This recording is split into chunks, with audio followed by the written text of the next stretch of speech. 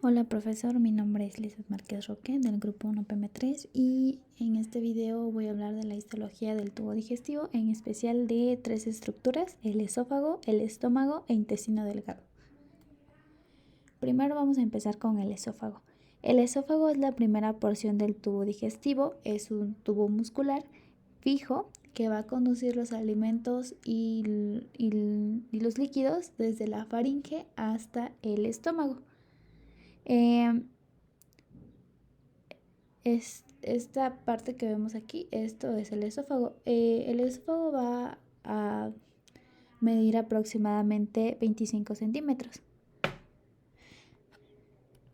Me voy a apoyar de un video que hice usando una aplicación que nos recomendó.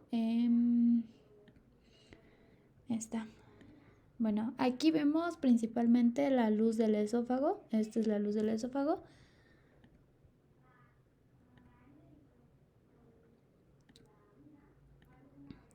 Aquí. Bueno, vamos a ver en esta imagen que se observa a la mucosa del estómago en toda su longitud y tiene un epitelio plano estratificado no queratinizado. Es esto de aquí, esto es el epitelio, esto que les estoy señalando con el cursor.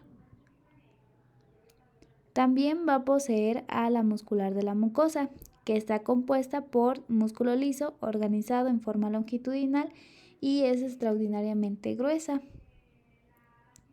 en la porción proximal del estómago, y se supone que va a contribuir al acto de la deglución. Es esta parte de aquí. También antes de esta capa está la lámina propia del esófago y presenta tejido linfático difuso y está distribuido en toda su extensión, y nódulos linfáticos que pues se presentan en la proximidad de los conductos de las glándulas mucosas esofágicas. Esto que vemos aquí es una glándula mucosa esofágica, y lo que les decía de la lámina propia es todo esto que está aquí. Terminando inmediatamente el epitelio se va a encontrar la lámina propia. Esta pequeña porción que vemos aquí es tejido linfoide, y todo esto de aquí hasta acá es la capa mucosa. Posterior a esta, más abajo, va a estar la capa de la submucosa, y todo esto que vemos aquí es la adventicia.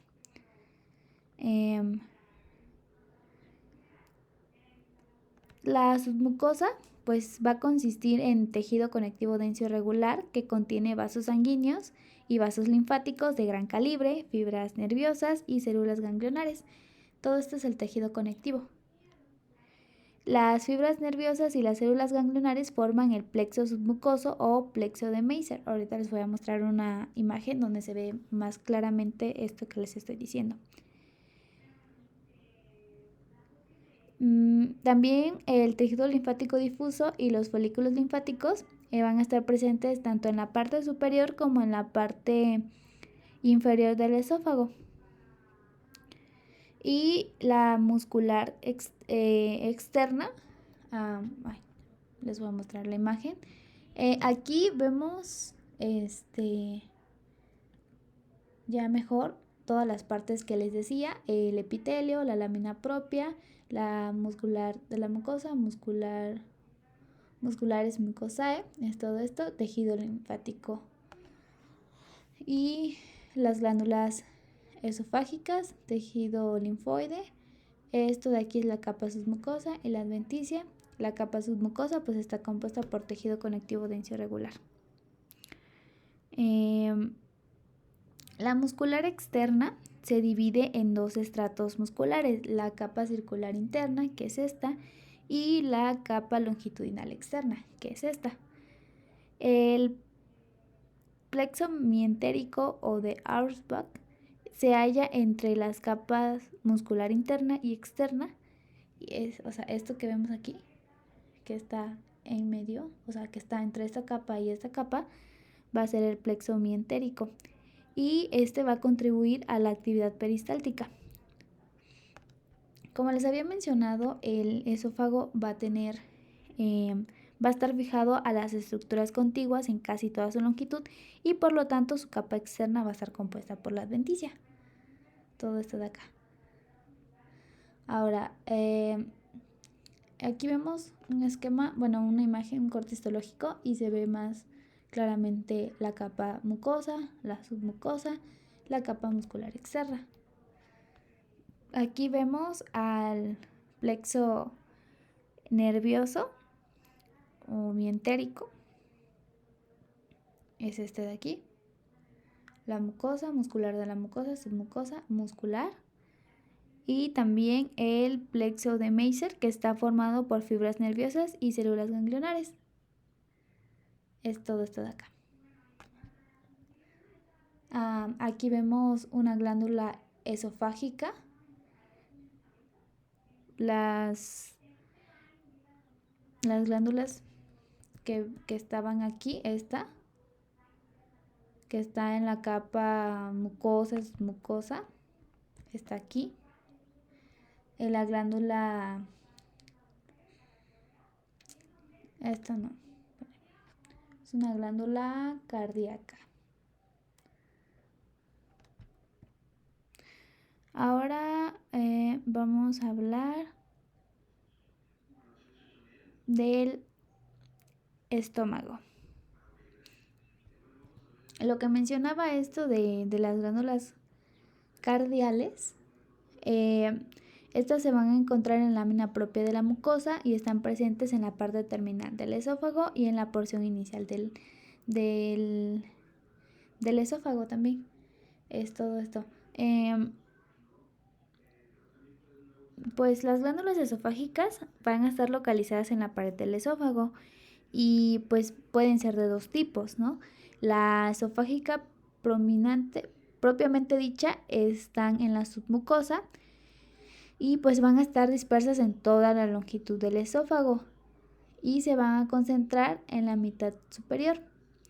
Las tubuloacinosas van a ser las que tengan un epitelio estratificado plano, y estas que les estaba mostrando, pues estas están en su parte terminal.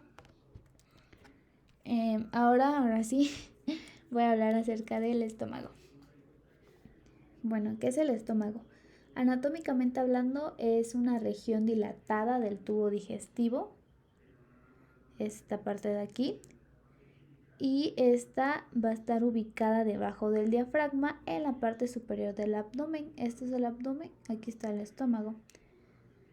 Cumple con función de ayudar a digerir los alimentos, mezclarlos con los jugos gástricos y disminuir la complejidad de los nutrientes, o sea, los va a separar.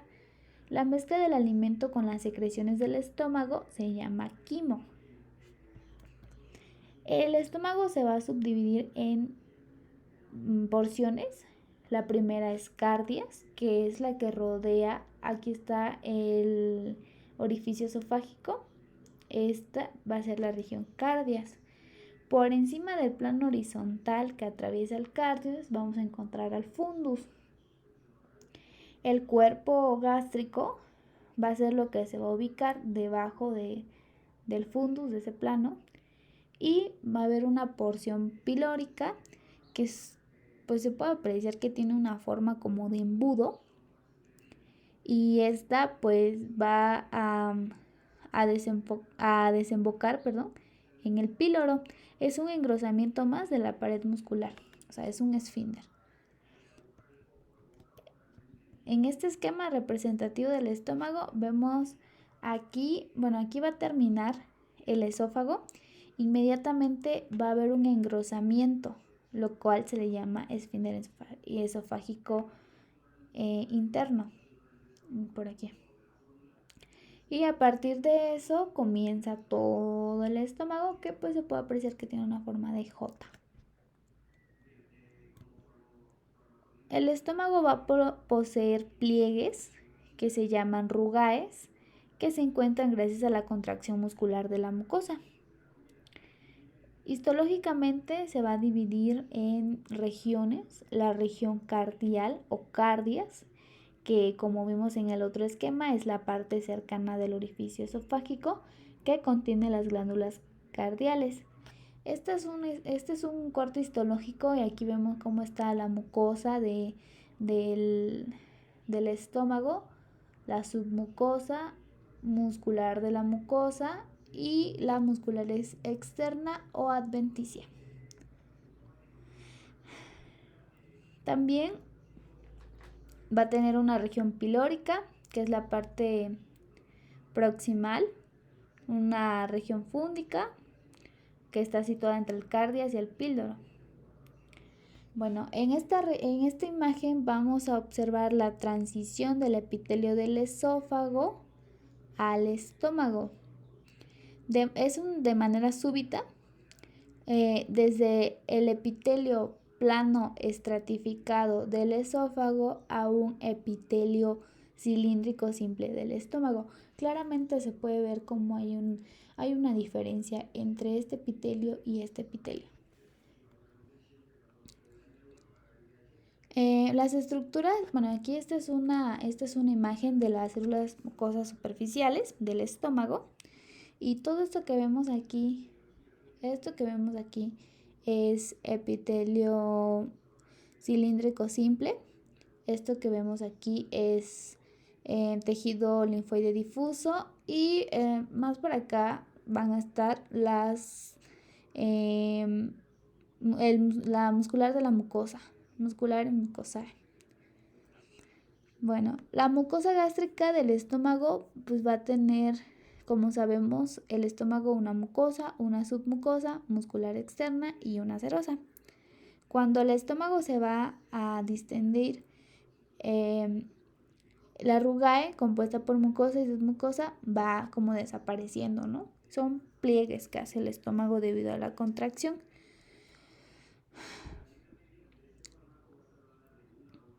Aquí vamos a ver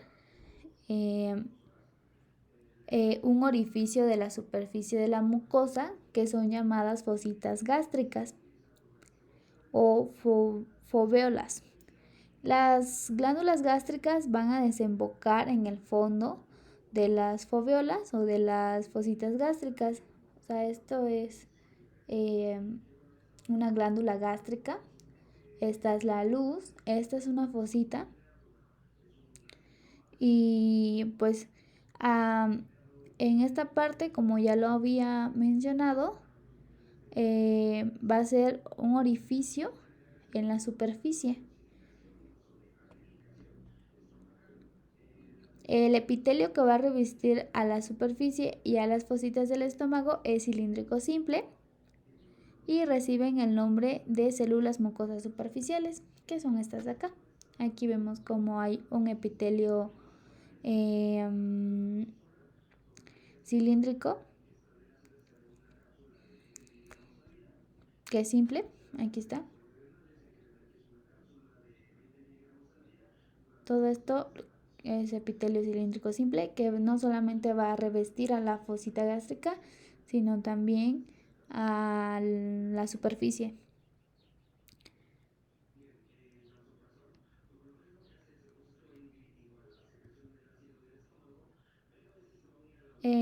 Aquí vemos un esquema representativo de la superficie del estómago. La fosita gástrica, como podemos ver, es esto de aquí. Va a ser la entrada a la glándula gástrica. Pues esta glándula es de tipo tubular y pues estas se van a extender en el fondo de las fositas gástricas hasta llegar a la muscular de la mucosa. Bueno, aquí como se puede ver hay muchos tipos de células conformando a la glándula gástrica. Hay células de la mucosa superficial, células parietales, células SL, células del cuello de la mucosa y células principales que vamos a explicar detalladamente. Aquí, bueno, este es un esquema que la verdad, bueno, un corte histológico que no se llega a ver muy bien las letras, pero esta es la luz, estas son las células parietales, el fondo, el cuello y células de las mucosas superficiales y del cuello. Bueno, primero vamos a empezar con la célula principal. Las células principales, o también llamadas adelomorfas, son células secretoras de proteínas. Tienen un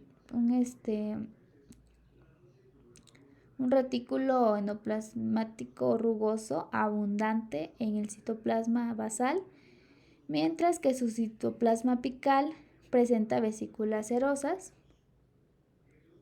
Aquí está, esta es el retículo endoplasmático rugoso. Esta es la luz, todo esto es la célula principal. Y bueno, pues estas tienen funciones importantes porque pues en su citoplasma apical van a presentar vesículas secretoras o gránulos de decimógeno, que son estas que están aquí. Las células principales pues van a secretar pepsinógeno y una lipasa débil. En contacto con el jugo gástrico, el pepsinógeno se convierte en pepsina y pues ya sabemos que esta es una enzima proteolítica. Aquí en este vimos a las células de la mucosa del cuello. Pues estas, como su nombre lo dice, se van a localizar en la región del cuello de la glándula fúndica y van a secretar un moco soluble a partir del mucinógeno. Por lo tanto, pues son células endocrinas de tipo serosa. Aquí está, secretan moco. Son estas de acá. Son las que están más cerca de la región del cuello de una glándula. Ok, ahora vamos a pasar a hablar de las células parietales o delomorfas. También se llaman células oxínticas y pues estas se van a encontrar en el cuello de las glándulas fúndicas, entre las células mucosas del cuello y en la parte profunda de la glándula. Pues estas son más abundantes en los segmentos superior y medio del cuello y van a ser células grandes. A veces pueden tener 2 núcleos y en algunos cortes pues van a tener forma triangular con un vértice pues dirigido hacia la luz de la glándula y de la base apoyada sobre la lámina basal. Su núcleo es de tipo esferoidal y poseen un sistema de canículos intracelulares que se comunican con la luz de la glándula. En la superficie de los canículos se van a proyectar microvellosidades y en el citoplasma contiguo a ellos hay un sistema membranoso. Aquí, como les decía, están los canículos intracelular.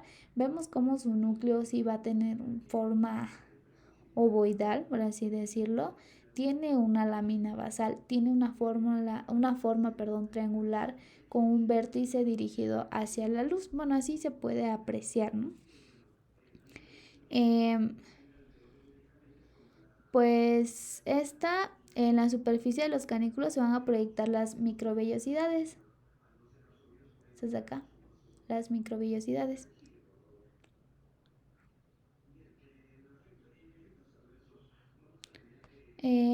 También, bueno, estas son las células parietales. Vamos a tener también a las células, a ver, aquí. Estas son las células parietales que se encontraban, como les decía, no solamente se encontraban eran más abundantes porque se encontraban en el segmento superior, o sea, superior y medio del cuello de las glándulas fúndicas. Este es un esquema. Ahora les voy a hablar de las glándulas cardiales. De las células enteroendocrinas, que son estas de aquí, estas dos. Las células enteroendocrinas pues se van a encontrar en todos los niveles de la mucosa fúngica, pero provienen o prevalecen, mejor dicho, en la base. Pues van a distinguirse dos tipos de células enteroendocrinas. La primera es la célula enteroendocrina cerrada, que es esta de aquí. Son células pequeñas que se van a apoyar sobre la lámina basal, que es esta, aquí van a estar apoyadas. Y no siempre alcanzan la luz. Como se puede ver, la luz, o sea, aquí está la luz y no llega a alcanzar esta luz. Tiene gránulos de secreción, aquí está el capilar, el Golgi. Y bueno, también el otro tipo de célula enteroendocrina va a ser la abierta. ¿Por qué se llama así? Bueno, pues porque van a poseer una extensión citoplasmática delgada con microvellosidades, que son estas de aquí, que van a estar expuestas a la luz glandular. O sea, estas no van a ser como estas, porque estas sí van a llegar a alcanzar la luz. Y aquí, como se puede ver, tiene microvellosidades. Aquí dice, la cerrada no llega a la superficie epitelial y la abierta se extiende hasta la superficie epitelial. Las microvellosidades en la superficie apical de estas células poseen receptores del gusto y son capaces de detectar estímulos dulces, amargos y el otro. Aquí vemos más bien un corte histológico. Aquí seguimos viendo como el cambio de epitelios. Aquí ya es cilíndrico. Aquí están las glándulas fúngicas. Estas de aquí. Glándulas cardiales de acá. Todo esto es la muscular externa.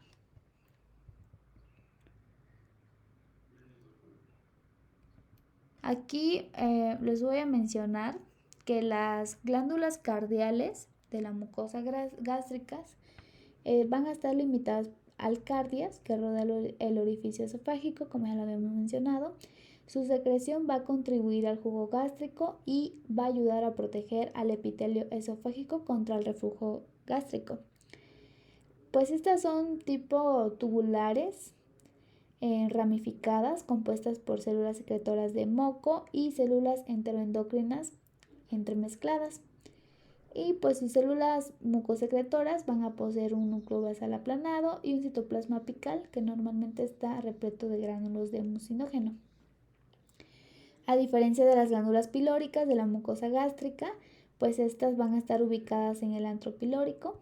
Las glándulas tubulares enrolladas y ramificadas son estas, las pilóricas, y pues la luz está amplia y sus células secretoras pues van a tener un aspecto como las células mucosas superficiales.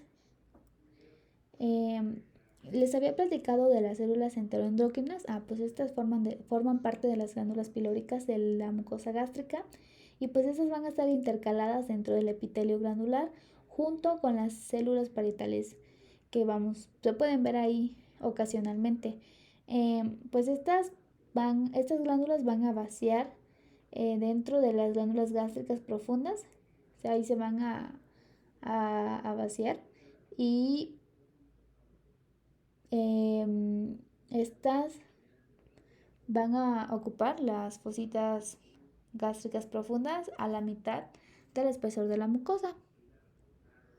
Aquí no se puede observar bien detalladamente, pero pues básicamente es eso. Vamos a ver esta imagen. Aquí. No.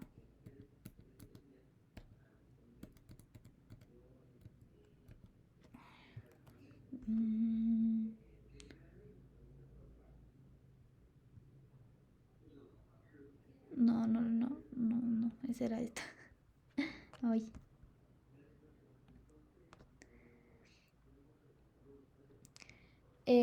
No les había mencionado acerca de la lámina propia del estómago. ¿Por qué? Porque según la bibliografía, esta es escasa y está restringida en los espacios estrechos que rodean a las fosas gástricas y a las glándulas. O sea, aquí no se alcanzan a ver exactamente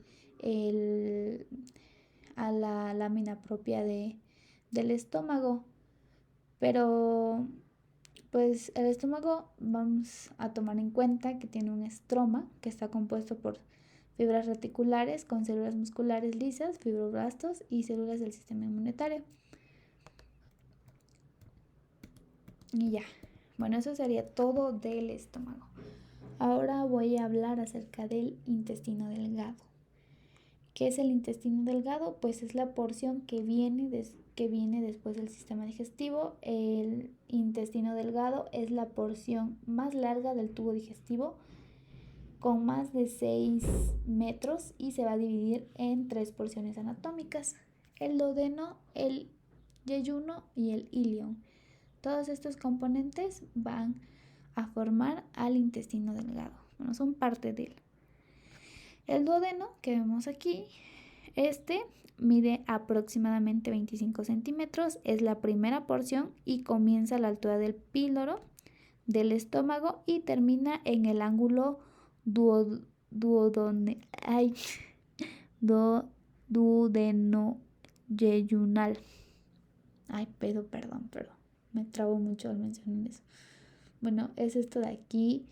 Empieza a la altura del píloro del estómago y pues va a terminar hasta acá, ¿no?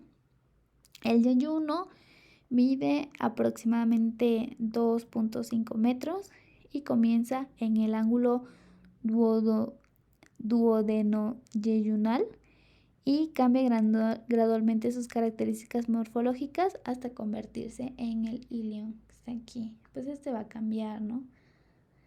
El yeyuno. Esto de aquí. Viene aquí así. Tienen una forma muy peculiar. Y cambia el yeyuno hasta llegar al ilion, que va a medir aproximadamente 3.5 metros. Es la continuación del yeyuno y termina con la válvula ileocecal, que es la unión entre el ilion distal y el ciego. Por acá.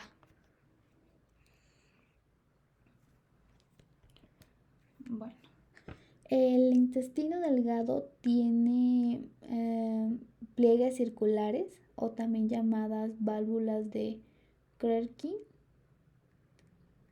que son pliegues transversales con centro de submucosa. Son más abundantes en la porción distal del duodeno y en el comienzo del yeyuno. Van a ayudar al desplazamiento del quimo. Este es un esquema, un dibujo de los pliegues circulares. Miren, aquí se ve cómo tiene esta forma que va a facilitar el desplazamiento del quimo. Son estos pliegues transversales. Este es un dibujo del duodeno. Va a tener vellosidades. ¿Qué son las vellosidades? Pues van a ser evaginaciones de la mucosa que van a tener una longitud aproximadamente de 0.5 a 1.5 milímetros y van a recubrir por completo a la superficie del estómago delgado, otorgándole un aspecto aterciopelado. Así es este de aquí. Y bueno, los pliegues son estos que se ven en formas, estos que están encerrados en el círculo, son los pliegues circulares.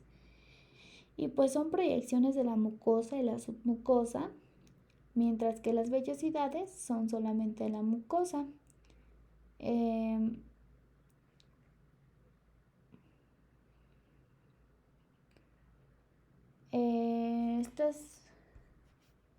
Esto que vemos aquí entonces van a ser los pliegues circulares, y las vellosidades solamente van a estar en la mucosa. Es una característica, o sea, que los va a definir. Vamos a distinguir entre un pliegue circular y una vellosidad. Eso, de que una vellosidad solamente son de la mucosa y los pliegues circulares van a encontrarse en la mucosa y la submucosa.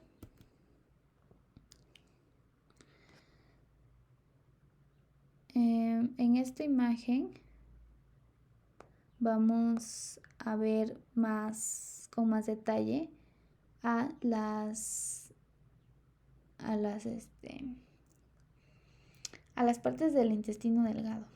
Bueno, aquí me faltó agregar que también van a presentar fibroblastos, que van a ser células musculares lisas, leucocitos y una red capilar de capilares fenestrados ubicados debajo de la lámina epitelial basal.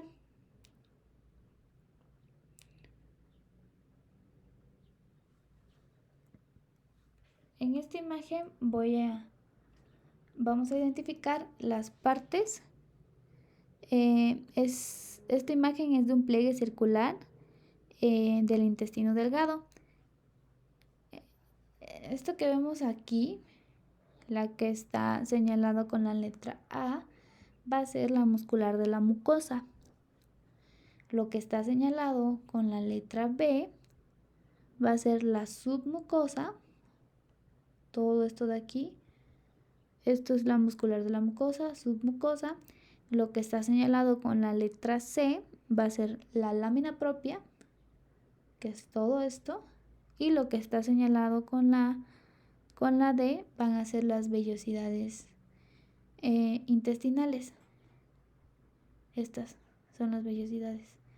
Y lo que está señalado con la letra E van a ser las glándulas intestinales. Estas bolitas que vemos aquí son las glándulas. Y ahorita vamos a decir sus características principales. Bueno, pues las vellosidades, como se pueden ver, son proyecciones o imaginaciones de la mucosa dentro del tejido conectivo laxo, cubierto por un epitelio cilíndrico simple, siendo se van a extender en la lámina propia. Van a presentar fibroblastos, como ya les había mencionado, y además contienen un capilar linfático que se llama capilar linfático del fondo ciego o vaso quilífero central. Ahorita vamos a ver una imagen de eso. Las células que se van a encontrar ahí pues son parte del vaso quilífero.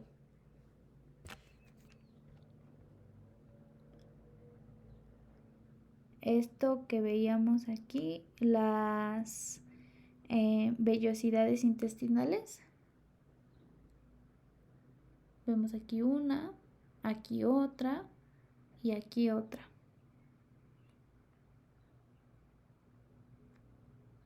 Ahora, hablando de las glándulas intestinales o también llamadas criptas de Lieberkühn, son estructuras simples tubulares, estas que están aquí, son estructuras simples tubulares que se extienden desde la mucosa, desde la muscular de la mucosa a través del espesor de la lámina propia y van a desembocar en la superficie luminal de la base de las vellosidades. Aquí están las bases de las vellosidades, aquí van a desembocar estas glándulas intestinales.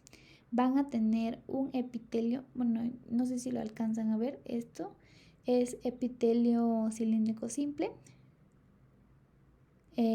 La lámina propia va a rodear a las glándulas intestinales y contiene células inmunitarias. Esto que ven aquí es el vaso quilífero central.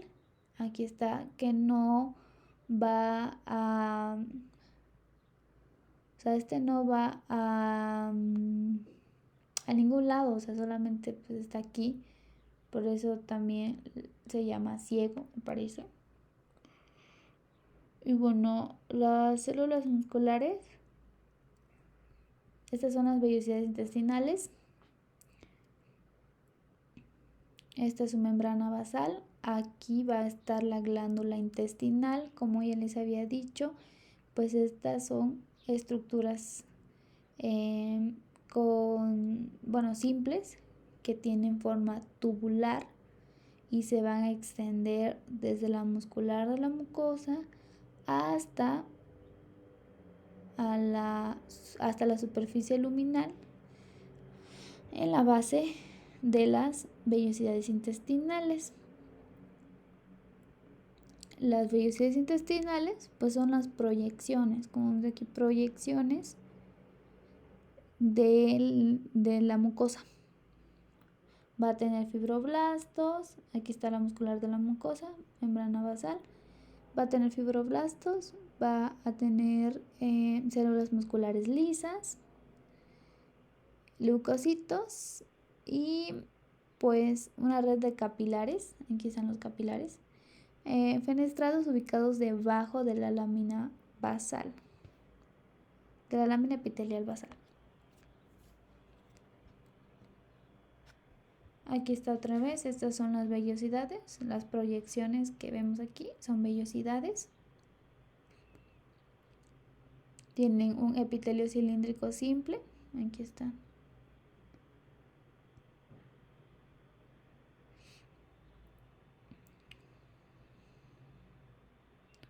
Ahora, la lámina propia tiene folículos de tejido linfático, que son componentes principales del GAT.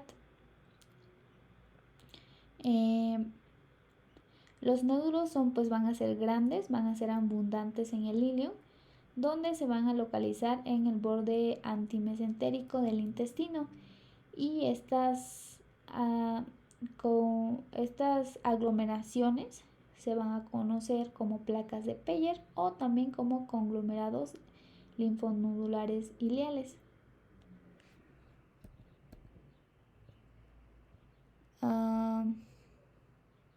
La muscular de la mucosa, que es esta de aquí, tiene características de que pues está compuesta por dos capas delgadas de células musculares lisas, una capa circular interna y una capa longitudinal externa.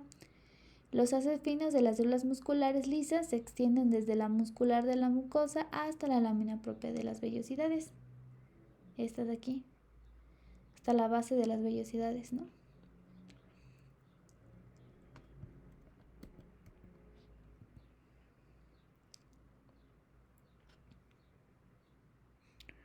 En el epitelio intestinal va a haber diferentes tipos de células.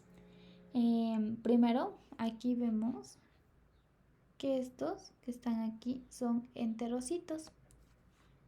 Los enterocitos pues son células cilíndricas altas con un núcleo posicionado en forma basal. Son células altas cilíndricas y tienen una función primaria que es absorción. Estos van a estar unidos entre sí a las células caliciformes, a las células enteroendocrinas y a otras células del epitelio que se van a encontrar ahí. En este diagrama vemos al enterocito, este de aquí. Vemos al enterocito. Este es una imagen, un dibujo más que nada de un enterocito. Y pues vamos a ver que tiene un borde en cepillo en la superficie apical y complejos de unión que se aíslan a la luz del intestino del espacio intercelular lateral. Pues vemos cómo hay una distribución de lípidos durante la absorción de las grasas. Este es el borde de cepillo que le decías, glucocálix, el capilar.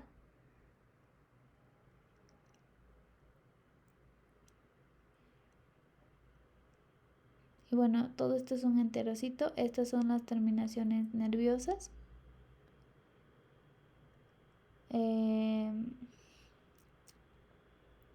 Mitocondria. Y pues básicamente estas van a tener la función de absorción.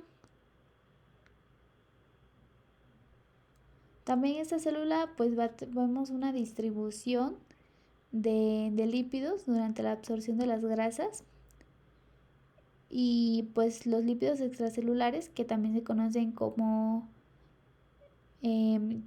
kilomicrones, atraviesan la lámina basal para ser transportados desde los vasos sanguíneos hasta los vasos de los vasos linfáticos, hasta los vasos sanguíneos.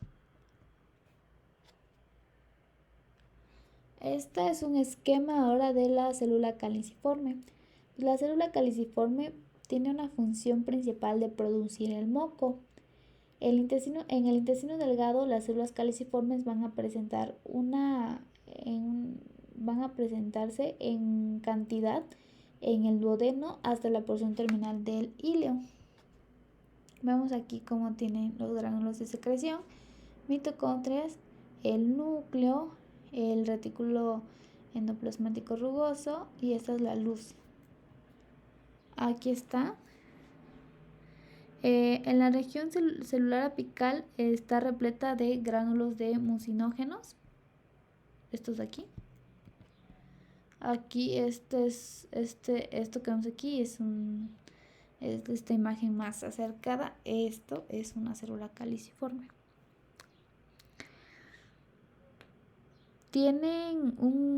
Aquí vemos como este núcleo que está aquí está de forma irregular. Tiene ribosomas libres y mitocondrias igual. Su forma característica de estas células caliciformes son que pues tienen una dilatación apical y en su región basal van a estar estrechas, por eso se le llaman caliciformes. Estas son las células de Paneth que ven aquí, se van a ubicar en las bases de las glándulas intestinales. Estas células tienen un citoplasma basal, aparato de Golgi supranuclear y grandes gránulos de secreción. Está la luz. Apicales, de secreción apical. Las células de Paneth normalmente se ubican ahí, en las glándulas intestinales, y pues tienen una alta tinción con eosina y pues esto permite ver a sus gránulos. Aquí está un esquema de estas son las vellosidades, el moco. Esta es una célula caliciforme, vemos aquí cómo está su forma única, ¿no? Que su dilatación es apical y acá en su región basal va a ser estrecha. Este es un enterocito. El enterocito, como ya lo habíamos mencionado, pues tiene un borde en cepillo. ¿Dónde está? Aquí está, borde de cepillo. Esta es la célula enteroendocrina, que pues pueden ser cerradas o abiertas. Ahora, estas son las células de Paneth. Esta es aquí, la luz intestinal. Y ahora vamos a hablar de las enteroendocrinas. Estas se aparecen en como pues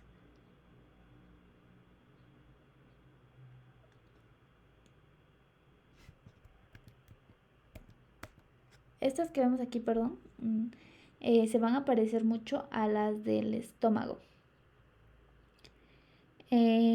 ¿Por qué? Porque pues las glándulas cerradas se concentran en la porción basal de la glándula intestinal, mientras que las abiertas se pueden encontrar en todos los niveles de cada vellosidad. Las células enteroendocrinas producen somatostatina e histamina que actúan como hormonas paracrinas.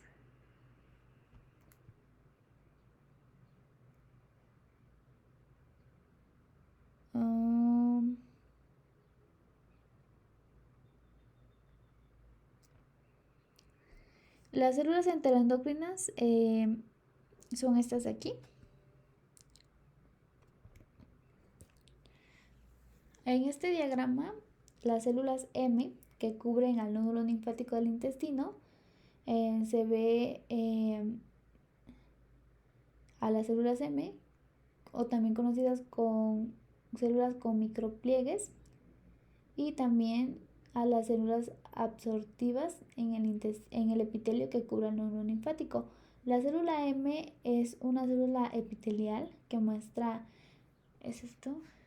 que muestra a los micropliegues que da lugar a las microvellosidades de la superficie apical. Tiene recesos profundos. Aquí está.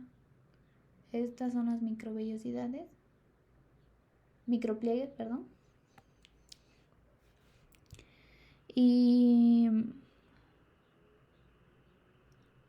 pues estas vamos a notar que las células M están rodeadas por proyecciones de las vellosidades intestinales y la superficie de las células M tienen un espacio liso. Este es un diagrama.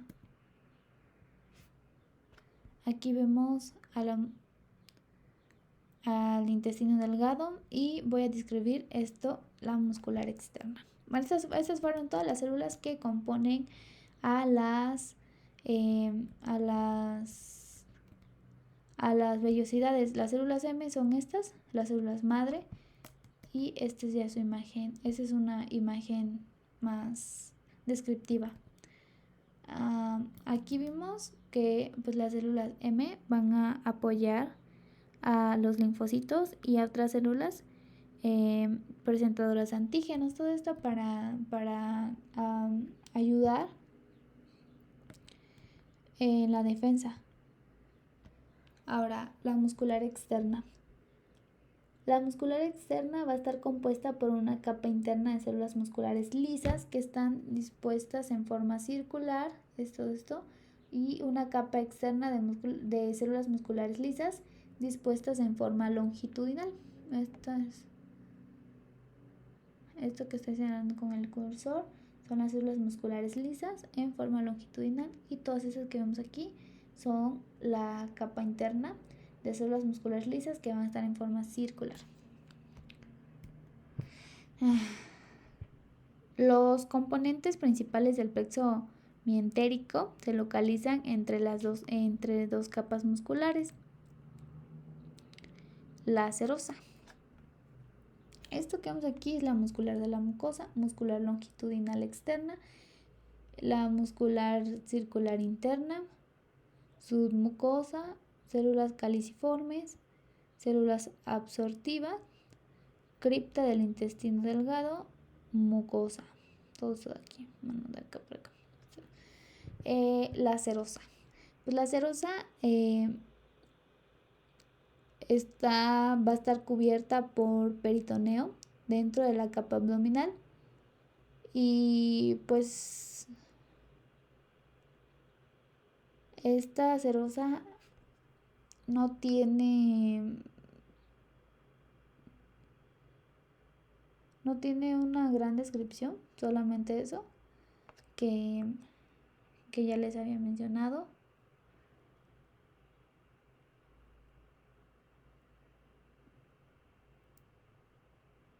En esta imagen no se ve muy bien la serosa, pero